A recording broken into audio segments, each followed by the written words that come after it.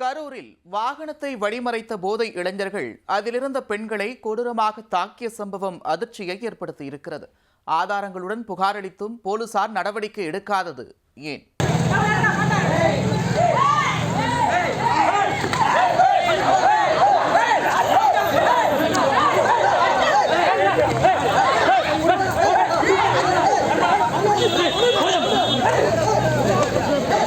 இந்திரா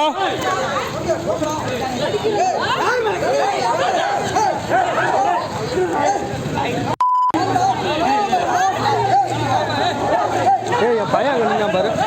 என் பையனை பாடுறான். அங்கே நிற்காம பாரு. அவனை கடைக்குள்ள கூட்டிட்டு போறான்.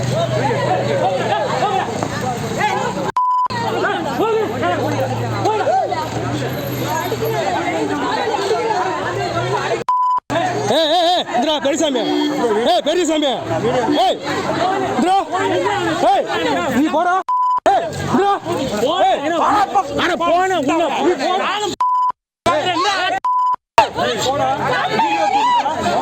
கரூர் மாவட்டம் தரகம்பட்டி அருகே சேர்வைக்காரன்பட்டியைச் சேர்ந்தவர் பெரியசாமி. இவர் தனது வாகனத்தில் அதே ஊரைச் சேர்ந்த உறவினர்களை வீரகவுண்டன்பட்டியில் உள்ள குலதெய்வ கோயிலுக்கு அழைத்து சென்றுவிட்டு மீண்டும் வீடு திரும்பி உள்ளார். வாகனத்தில் சேர்வைக்காரன்பட்டி வந்தபோது பேருந்து நிறுத்தம் அருகே மது போதையில் இருந்த இளைஞர்கள் வாகனத்தை வழிமறித்து தகராறில் ஈடுபட்டுள்ளனர். இது குறித்து பெரியசாமி மற்றும் அவரது உறவினர்களான ஜோதி, காமாட்சி, விஜயலட்சுமி ஆகியோர் ஏன் வாகனத்தை வழிமறிக்கிறீர்கள் என கேட்டுள்ளனர். அப்போது மது போதையில் இருந்த இளைஞர்கள் பெண்கள் என்றும் பாராமல் அவர்களை தாக்கியும் அவர்களை தடுக்க வந்த ஜோதி மற்றும் டிரைவர் பெரியசாமி ஆகியோரையும் தாக்கி உள்ளனர். தகராறில் ஈடுபட்ட இளைஞர்கள் சிங்கம்பட்டியைச் சேர்ந்தவர்கள் என்பது தெரிய வந்துள்ளது.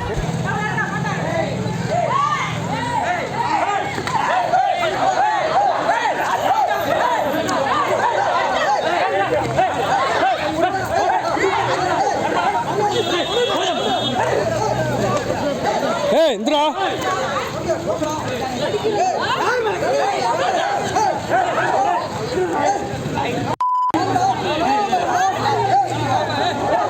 என் பையன் அங்கே நிற்காம பாரு.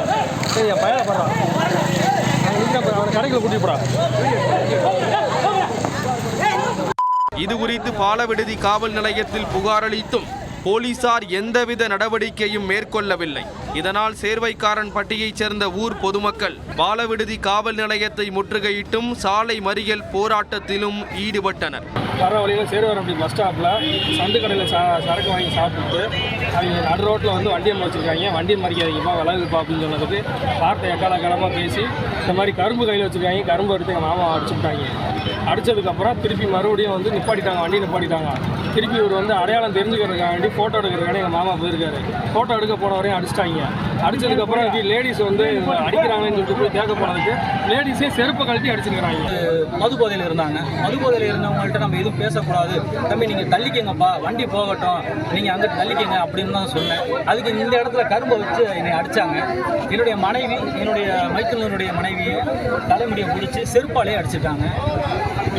இதை வந்து நாங்கள் காவல்துறையில் ஒரு 3 மணி நேரமாக நாங்கள் வந்து போராடி நாங்கள் பஸ் மறியல் பண்ணி இதெல்லாம் செஞ்சோம். இது வரைக்கும் எந்த ஒரு நடவடிக்கையும் எடுக்கலை.